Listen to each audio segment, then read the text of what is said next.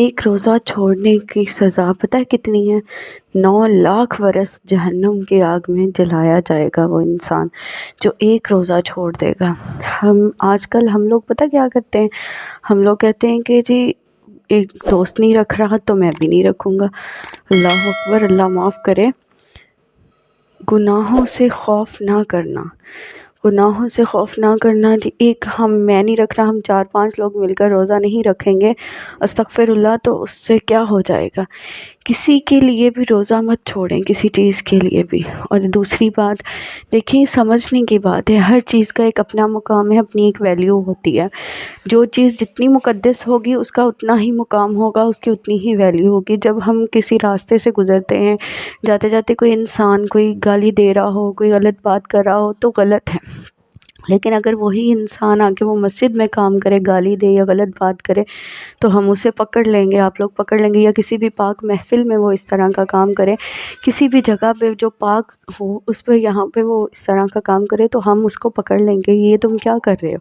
ٹھیک ہے، اگر کوئی انسان باہر میوزک سن رہا ہے تو غلط ہے، لیکن اگر وہی انسان مسجد میں آ کے میوزک سنے گا، مسجد میں آ کر کچھ اس طرح کا کرے گا تو ہم لوگ، یا کسی پاک مقدس جگہ پہ جا کر اس طرح کا کرے گا تو ہم لوگ اس کو پکڑ لیتے ہیں کہ یہ غلط ہے۔ تو جس چیز کی جتنی ویلیو ہوتی ہے اس کو اتنا ہی مقام ملتا ہے۔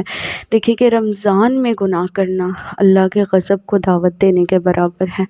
رمضان میں اس طرح کا کوئی بھی غلط کام کرنا اللہ کے غضب کو دعوت دینے کے برابر ہے۔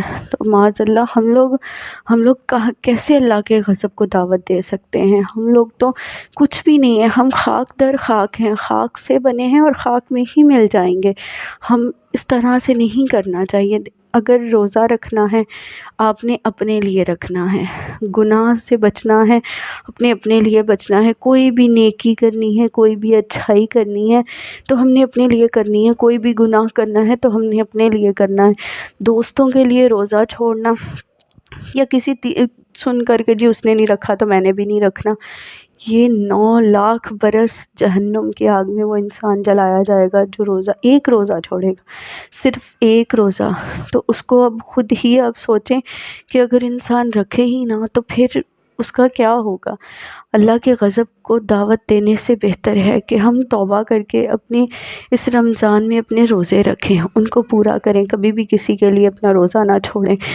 لیکن نیکی کریں گے نا تو وہ ہمارے ہی کام آئے گی، نماز پڑھنی ہے تو وہ ہمارے لیے ہی کام آئے گی۔ اللہ پاک ہر کام، دنیا کا کام نا کوئی میری جگہ آ کر کر لے گا، کوئی آپ کی جگہ آ کر کر لے گا، لیکن یہ جو نماز ہے یہ ہماری جگہ کوئی نہیں پڑھ سکتا، یہ جو روزہ ہے یہ ہماری جگہ کوئی نہیں رکھ سکتا، یہ جو قرآن پاک پڑھنا ہے یہ بھی ہماری جگہ کوئی، ہاں قرآن پاک ہم مرنے کے بعد کسی کو ثواب ضرور دے سکتے ہیں یہ پڑھ کر، ٹھیک ہے، دعا ضرور کسی کے لیے مانگ سکتے ہیں، لیکن اس دنیا میں جو ہم نے اپنے ہاتھ سے کرنا ہے وہ اپنے لیے خود ہی کرنا ہے۔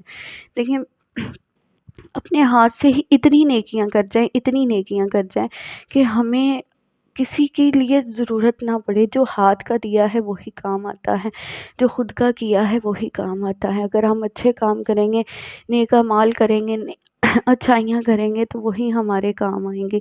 اگر ہم برے کام کریں گے، گناہ کریں گے، کچھ بھی کریں گے تو وہ بھی ہمارے لیے ہی مشکل ہوگی، ہماری آخرت میں، ہماری قبر میں ہمارے لیے مشکل ہوگی۔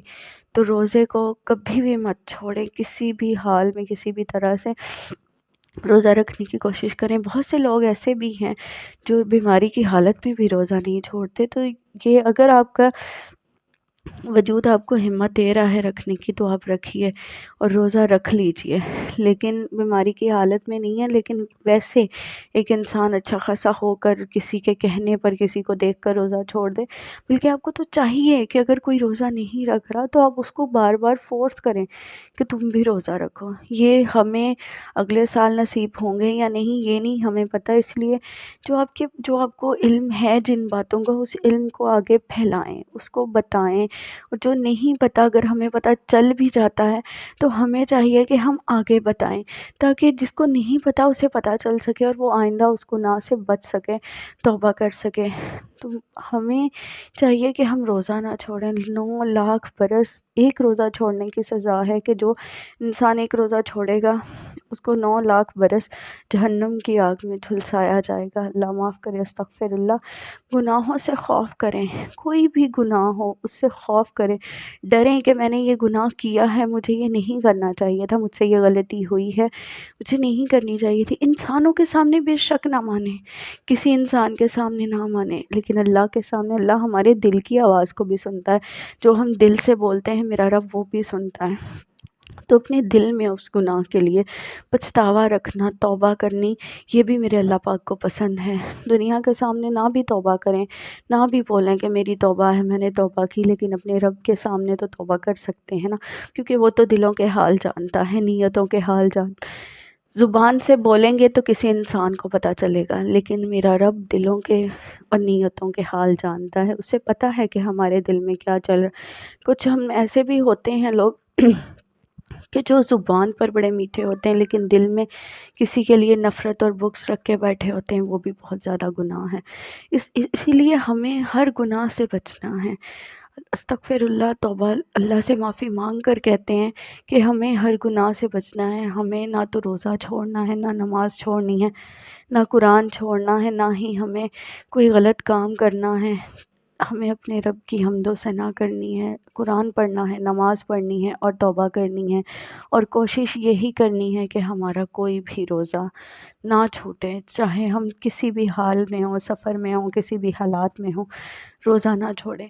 اللہ پاک کی ذات کو راضی کریں، انہیں اسے منا لیں، وہی بہتر ہے ہمارے آج کے لیے، کل کے لیے، آنے والی زندگی کے لیے، کہ رب تعالیٰ کا ساتھ ہو ہمارے ساتھ، اور ہمیں اللہ پاک جہنم کی آگ سے بچائے، اللہ پاک ہمیں جہنم سے بچائے، اور اس وقت جو جنت کے دروازے کھلے ہیں، اللہ پاک ہم سب مومنین اور مومنات کو جنت الفردوس عطا فرمائے۔ اور مرنا سب نے ہے، موت برحق ہے، آنی ہے ایک نہ ایک دن، تو اسی لیے اپنے اس سفر کو جاری رکھیں اور کوشش کریں کہ روزہ نہ چھوڑیں، اس کی سزا دیکھیں اور روزہ نہ چھوڑیں۔ بہت ساری دعاؤں میں یاد رکھیے گا، ویڈیو کو لائک کیجیے گا، چینل کو سبسکرائب کیجیے گا۔ اللہ حافظ۔